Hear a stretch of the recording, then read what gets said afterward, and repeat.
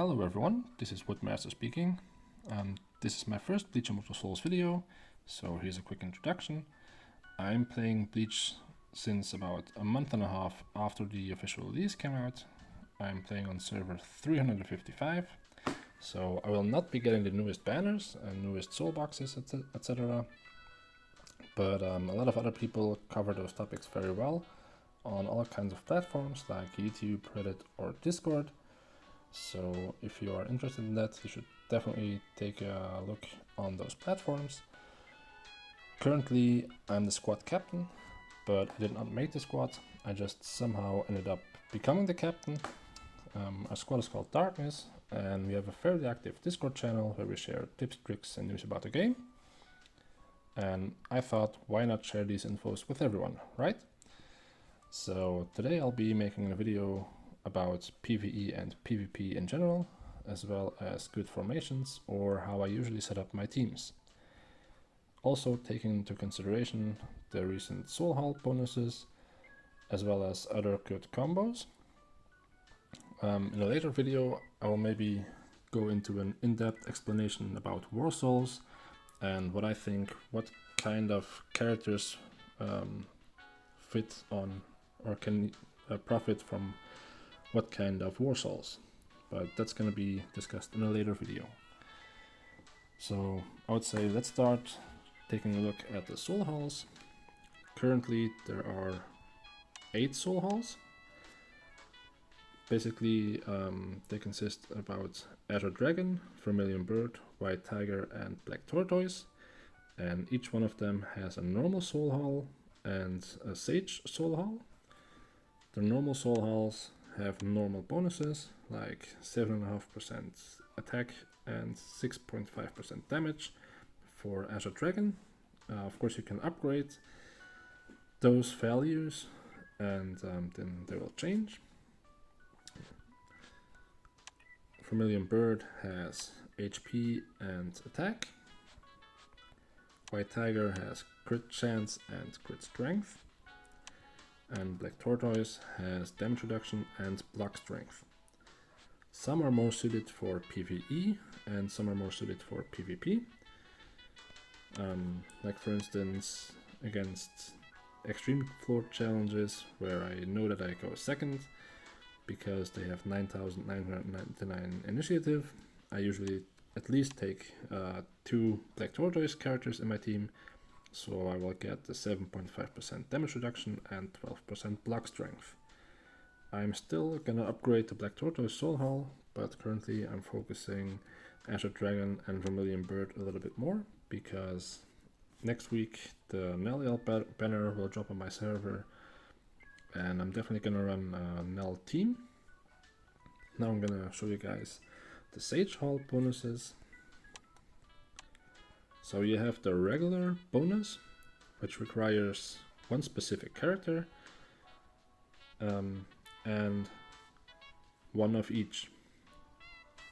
So basically if you have Ichigo Fully Holified, which is an Azure Dragon, 1 White Tiger, 1 Vermilion Bird, and 1 Black Tortoise, you will get a flat 32% damage reduction in the first 2 rounds.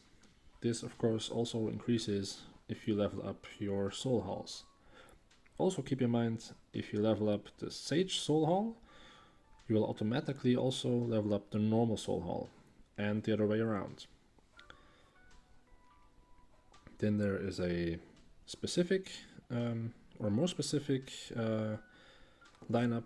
If you have 2 more Azure Dragons in the team, you will also be getting a 23% mastery skill damage bonus, which is quite a lot actually. But since Ichigo Fully Holified is probably the last UR Sage character that's gonna come out, it's gonna take a while until we can find out if it's really good or not. Then we have the White Tiger Soul Hall. The normal bonus requires Grimjaw Resurrection or Resurrection. It requires, of course, 1 White Tiger, which is Grimjaw Resurrection or Resurrection, 1 Azure Dragon, 1 Vermilion Bird, and 1 Black Tortoise. and if you take 2 more white tigers into your team, you will get a specific bonus as well. So every time that a character dies, you will get a damage increase of 1.6% and damage reduction of 1.6%, which can stack multiple times. Now, I don't think it's confirmed that if a character dies and Zangetsu's passive revives him, that the damage or that the bonus is applied as well. As soon as I have a chance on getting Crimson Resurrection, I will make another video and test it out for you guys. Of course, these bonuses also go up as you level up your Soul Hall. Then we have the Vermilion Birds Sage Soul Hall. This one requires Nell as a Vermilion Bird, and 1 Azure Dragon, 1 White Tiger, and 1 Black Tortoise. As all the other Sage Halls do as well, you will get a 30% damage reduction in the first 2 rounds, or more or less depending on the level of your Soul Hall. And the really interesting buff comes here. If you have the above requirements plus 2 other Vermilion Bird characters, every time your characters use a rage skill, they will recover 110 rage, or 105 at the moment, which is quite a lot. It's a 10th of the maximum rage that you have. For instance, everyone knows that Kenpachi with War Soul of Ashura gets a really high amount of rage back anyway, and Kenpachi is a rage monster even without those bonuses, and with this he can basically endlessly rage, which is quite cool. And I think it's definitely worth the bonus, but I still need to test it out because Nell is gonna drop on my server in about 5 days from now. And we have the Black Tortoise Sage Hall, which requires Alcura Resurrection. A lot of people thought that his banner would drop on the past Tuesday, but luckily for them it did not. But a soul box dropped for White Ichigo and Nelial's weapon. And so most people can still save those Jade Summoning tokens to get Alcura, or save up a bit more, so they can definitely get him. And also it has been quite hard to level up and promote and advance all those characters, because they have been dropping a lot of characters in a short period. So as with all the other soul halls, you will get a Sage soul halls, you will get a 31% damage reduction in the first 2 rounds. And the other bonus, if you have the above bonus plus 2 more Black Tortoise characters, you will regenerate 7.5% of the HP lost after being attacked, which is, I think, similar to the old bonus. And most people who used to run a combo like that know how overpowered it can be, especially because some characters increase healing that they get, like Komamura. He gets more healing via his passive, and healing is worth a lot anyway. So that's about the soul halls. Now I'm gonna show you guys what kinds of formation I run and why I run those formations. So for the battle arena, I use this formation. The first character in the first slot is Yamamoto, then Alcura, then Zengetsu, then I have my Kenpachi, Byakuya, and Shinji. So as you can see, I'm running a 2-2-2 combo with 2 Azure Dragons, 2 White Tigers, and 2 Vermilion Birds. On my assist slots, I have Mayuri, I have Unohana, and I have Lupi. I will show you guys their passive skills and their rage attack skills, and also their war souls, and explain you guys why I'm choosing this formation. So let's head to the character section. So my Yamamoto currently is running these war souls. So usually I attack first, because there's only one and a half guy who has more initiative than me. So there's one guy who is far above me with initiative. I used to be the second fastest on my server, or with the second highest initiative, but lately someone from my squad has gained up on me, and now we're basically battling for initiative. He has more power than me, so sometimes even if I go first, he still wins. Also because he runs 2 Black Tortoise characters and gets those defensive bonuses. So yeah, I'm running Yamamoto on the first assist slot. On the first character slot, because I have equipped him with the War Soul of Eisen, which absorbs attack and defense. So basically it debuffs the opponent's team. And that's a major part of the things that I consider when I'm doing a lineup, or when I'm making a lineup.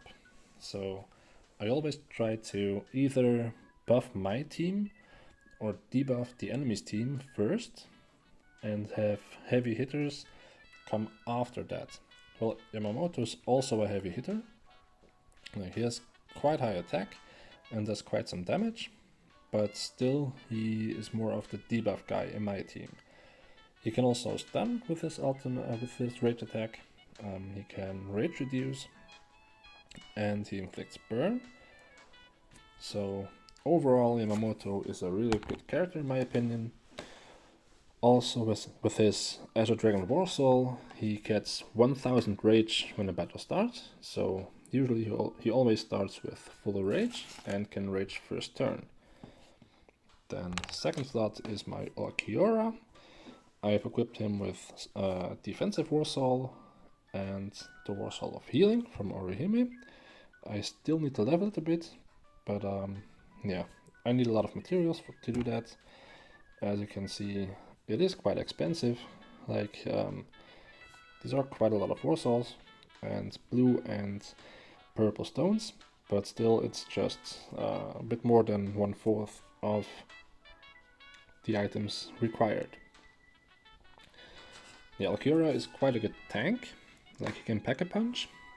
Also he kind of debuffs the opponent's team with his passive, which is Solita Vista, which makes one random target on the opponent team take 10% more damage. Since I have 3 AoE characters and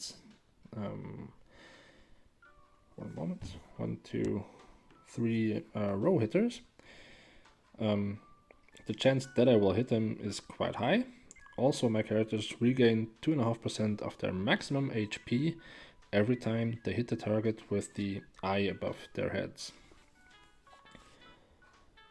Also, all allies' DOT damage increases greatly, and since I have quite a lot of DOT damage, it is quite a nice buff in them for doing damage. And as you can see here, he can heal himself for quite a lot, and he also inflicts burning. So burning is a DOT effect, means damage over time.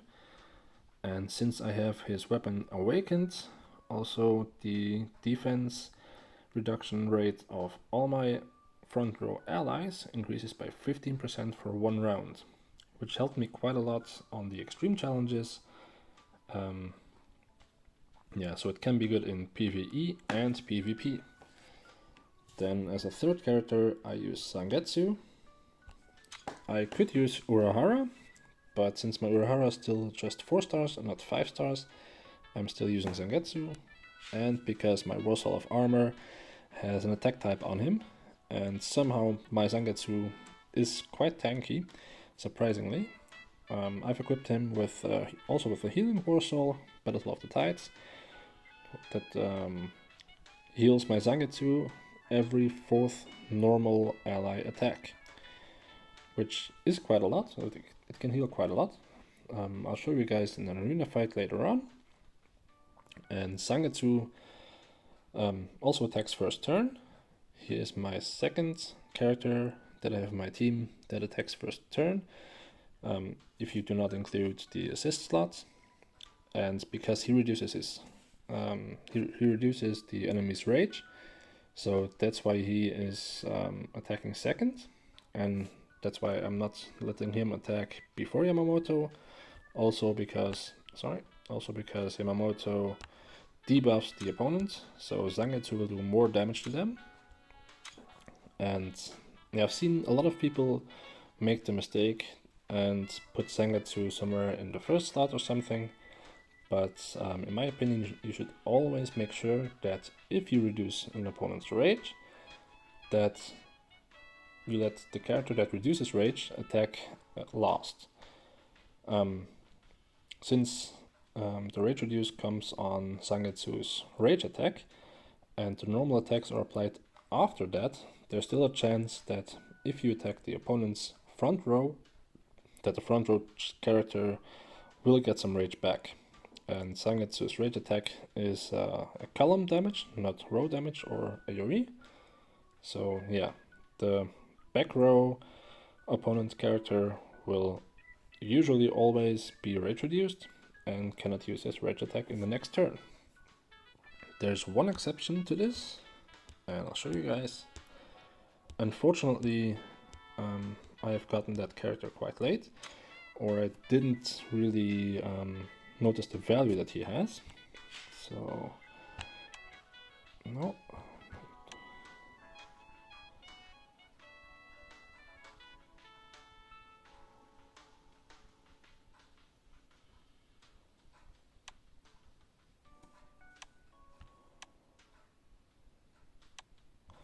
Okay, I think it was on Weapon Awaken. Yes, it's when you awaken his weapon. So if you awaken Jin's weapon, then if he does his rage attack on a column of enemies, he reduces 100 rage when the round is over, meaning after the normal attack phase.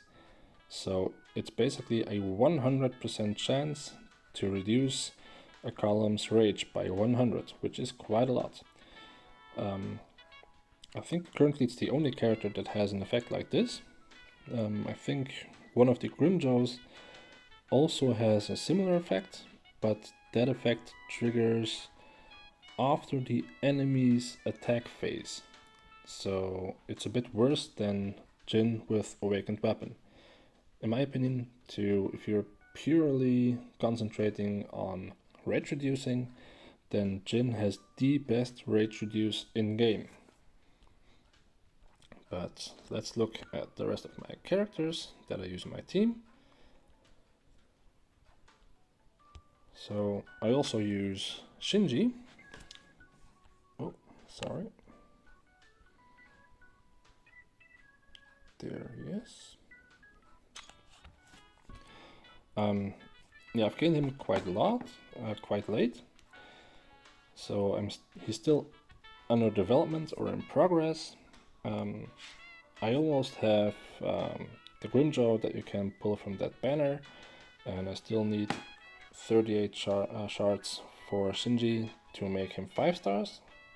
Also, he is quite squishy, so he still dies kind of fast in my lineup. I think that as soon as I have Neliel, and Neliel will replace Zangetsu on my team, as soon as I have Neliel, I think that problem will be solved. Yeah, let's look at his skills. His rage attack is an AoE attack called Zero. It reduces 250 rage on a target with the highest rage. That's quite a lot actually. 250 rage is more than one hit, so usually even if you should hit a front row character once, it should still be reduced enough for him to not do a rage attack on the next turn. So, one moment. He also has a mastery skill that deals damage to a single enemy and will not grant rage from this attack. That is the reason why he is last on my in my team on the 6th slot because he does not give the enemy rage. And that's a really big deal, especially if you run multiple rage reducing possibilities or rage reducing characters. His passive is also really good in my opinion because it increases the damage reduction rate of the allied back row, and Shinji has a 20% chance of proccing mastery skill, which is quite a lot. So it's increased by 20%, sorry, it's not a 20% chance, but it's increased by 20%. And when Shinji attacks, and if the target's rage is lower than his, he deals additional damage equal to 5% of the enemy's total health. I've noticed that Shinji's mastery skill can do a lot of damage. Not as high as Kenpachi, I think. Like, Kenpachi is still the mastery skill king, but still it is quite a high damage. Then of course I use Kenpachi and Byakuya. Kenpachi is in the 4th slot because when he does his rage attack, he grants 15% crit for the allied back row. So as soon as he does his rage attack, my Byakuya, who is in the 5th slot, and my Shinji, who is in the 6th slot, will do 15% more damage, or have a 15% higher crit chance, which is quite a lot. It's a really good buff. Often Kenpachi is my MVP. Also I'm running Morsel of Ashura on him, so he gets extra rage. Not only at the start of the battle, but also after the first rage skill is released, he also gets 300 rage. And by that he can sometimes rage multiple times in one turn, which is amazing to see. It's always funny. Also I gave him Uryu's War Soul, which increases mastery skill damage by quite a lot and increases his base attack.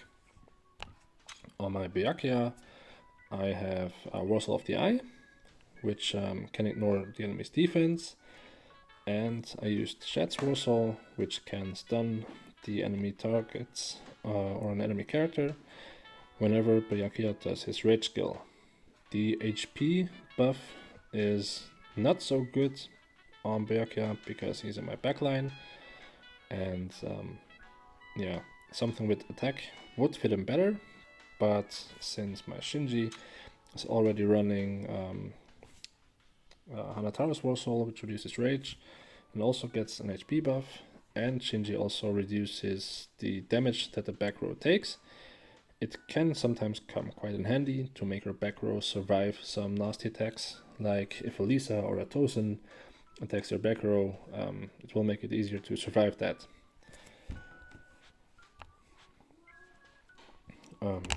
I'll show you guys a arena fight. So now I'm gonna fight.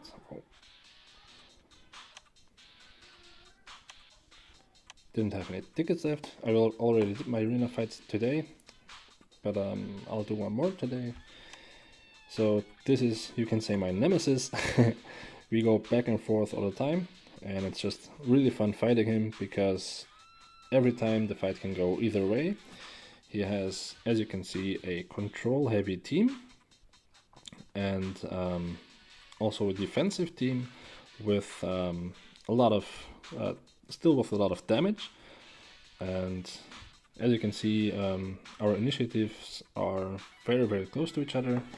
This morning he had more initiative than I had, but luckily I still had some gifts backed up for like 5 or 6 days, and I could still promote 2 characters, which gave me quite some initiative as well. As you can see, he's using Rangeku, Shinji and Aizen. Both Rangeku and Shinji do area of effect attacks, and Rangeku or Matsumoto is a crowd control god, as most of you know, same as Mayuri. Aizen has a really nice passive for arena, and Shinji of course can lower the can lower rage on my side, so that's also quite helpful for him. I use Mayuri, Unohana and Aizen at the moment, or sometimes I switch out Aizen and use Loopy because of his passive. But yeah, I used Mayuri in the first assist slot because with Awakened Weapon he has a really high chance to stun, and yeah, let's just do the battle so you guys can see. Now I don't know if I will win or lose.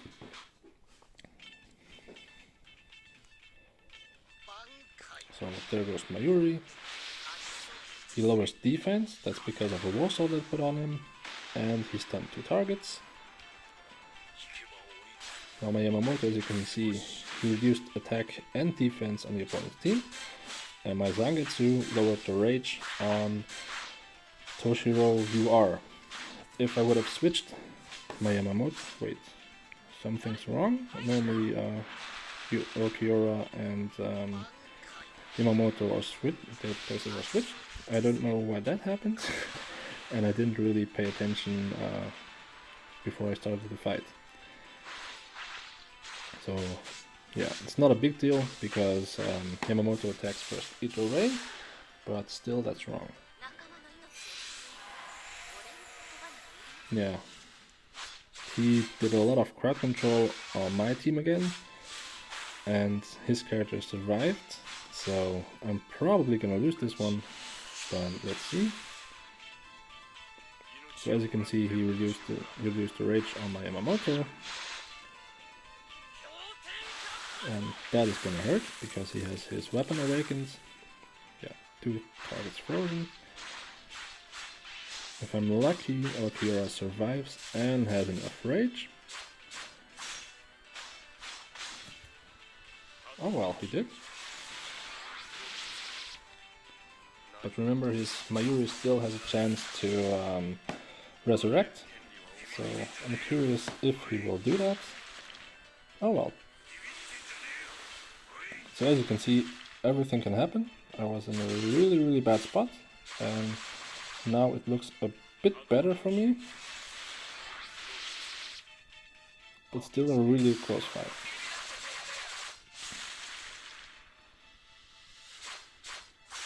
And he won. So as you can see, it always goes back and forth. It can go either way. Initiative is really important, but it's not everything. Currently, high crowd control teams can definitely counter high initiative teams, as you can see. And yeah, that's it for today. I hope you liked the video. If you liked the video, you can put a thumbs up. If you disliked the video, you can dislike the video, and you can gladly leave some comments and feedback in the comment section, and see you on the next video. Bye!